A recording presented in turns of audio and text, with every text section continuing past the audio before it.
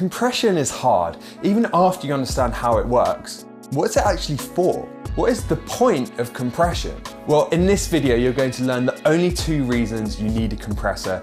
Get these 2 reasons down and compression will be easy and you'll be well on your way to pro mixes. After mixing for over 12 years, I can tell you that mastering compression is no small feat. But if you want your vocals to sound like this using technique number 1,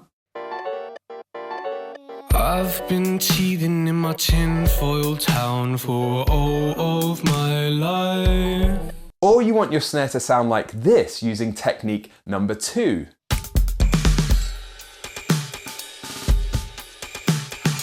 Keep watching.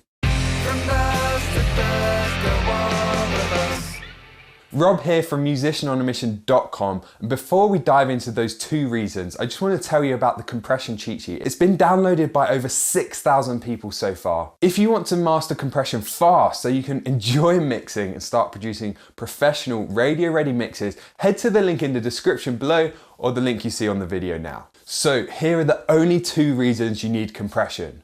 Number 1, to control dynamics, and number 2, to control tone.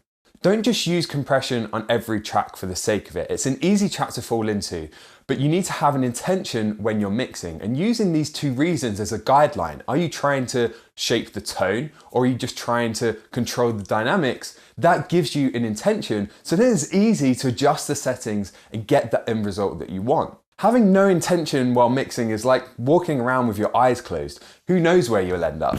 Forget everything you know about compression. Let's keep it simple. Because although compression itself as a tool is pretty complex, its applications are simple. So let's kick it off with application number 1, controlling dynamics. So here I've got a mix that's pretty much finished. I just need to compress the vocal. I've removed all the compression and we're going to start from scratch there. So all I've got is some EQ, just notching out some room resonances, doing a bit of tonal shaping here, a tiny bit of saturation just to enhance the top end, and finally a tiny bit of room reverb as well. So all we need to do is compress it.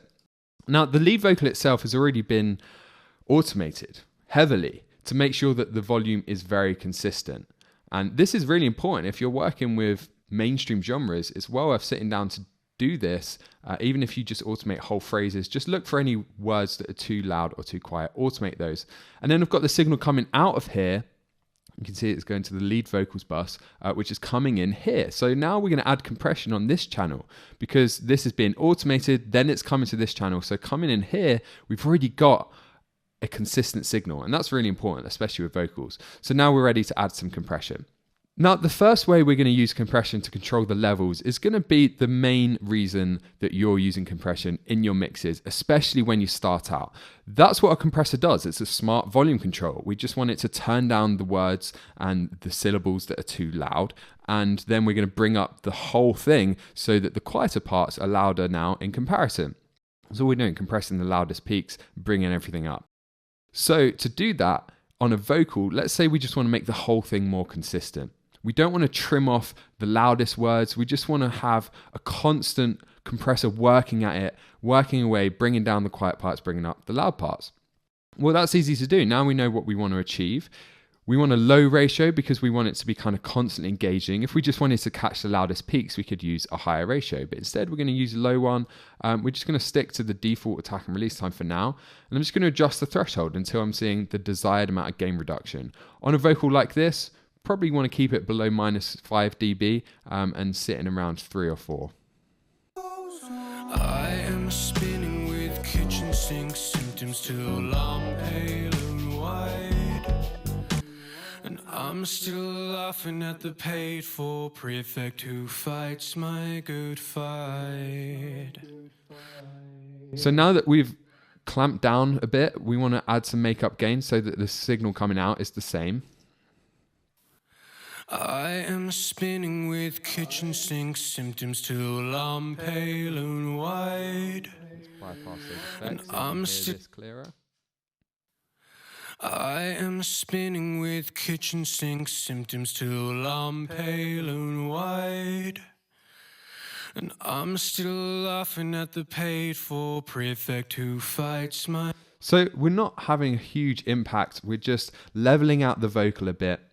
bringing down those louder parts.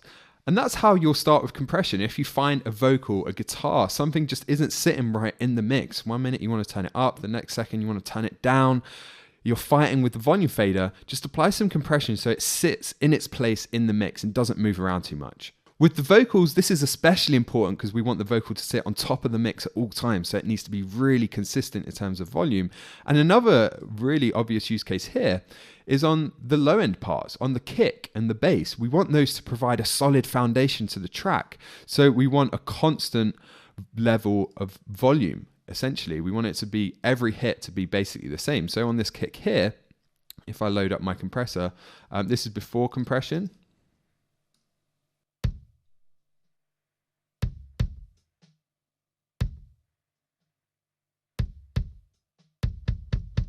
Now let's bring that compressor in.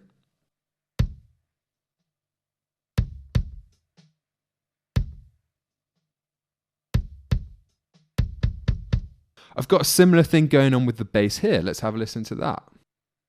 I am spinning with kitchen sink symptoms till I'm pale and white.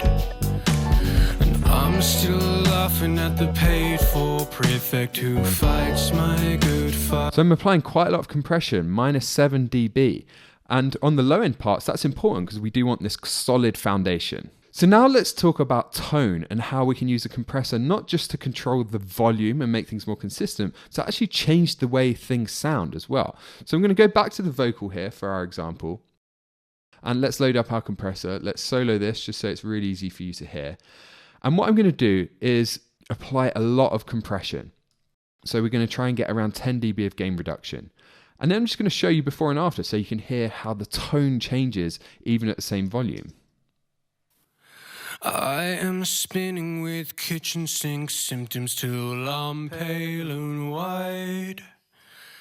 And I'm still laughing at the paid for prefect who fights my good fight.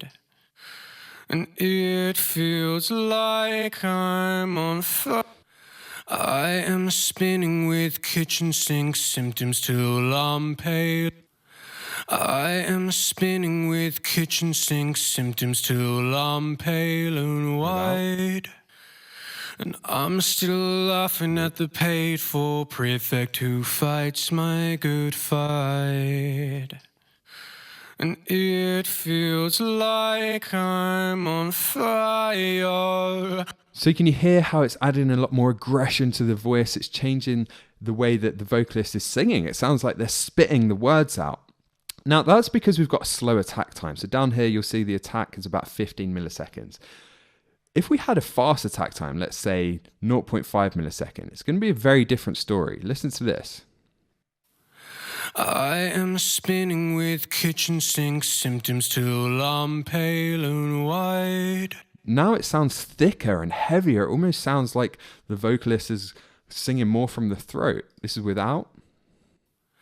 I am spinning with kitchen sink symptoms till I am spinning with kitchen sink symptoms till I'm pale and white. And I'm still laughing at the paid for prefect who fights my good fight. Whereas if we use a slow attack time, so let's just go all the way to the other extreme. Listen to now how the vocalist is spitting the words out.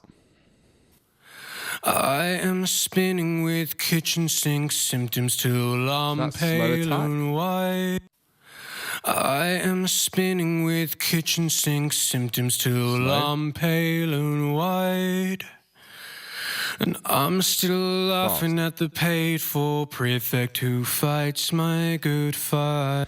So this is how we shape tone with compression. It really comes down to the attack time. The release time is important too. If your compressor has an auto control, I recommend you use that. Just leave it on auto, that's absolutely fine. But play around with the attack time because this is where we start to hear this difference. I highly recommend you give preference to slow attack times. When you're using fast attack times and a lot of compression, it's much easier to over compress things and make them sound flat because that's what you're doing. You're squashing the transients and your mix is going to sound flat as a pancake.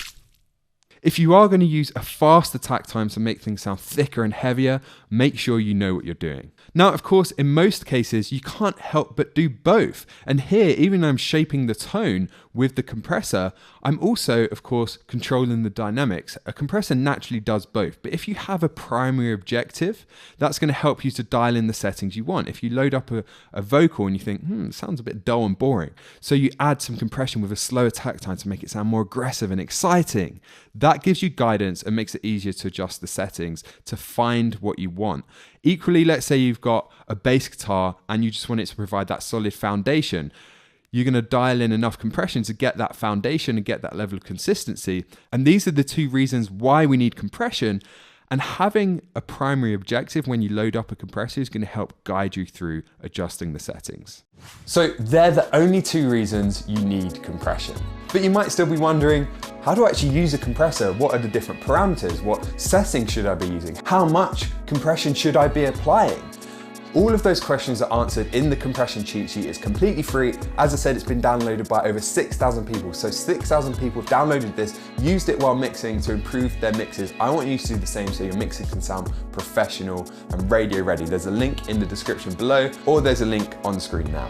And now I want to hear from you. Leave a comment below and tell me which application you use most. Do you generally find yourself using compression to control dynamics? Or do you generally find yourself using compression more to control tone? Obviously you can do both, but I'm interested to see which you do more. So that's all from me. I'm Rob from musicianonamission.com, and remember, create regardless.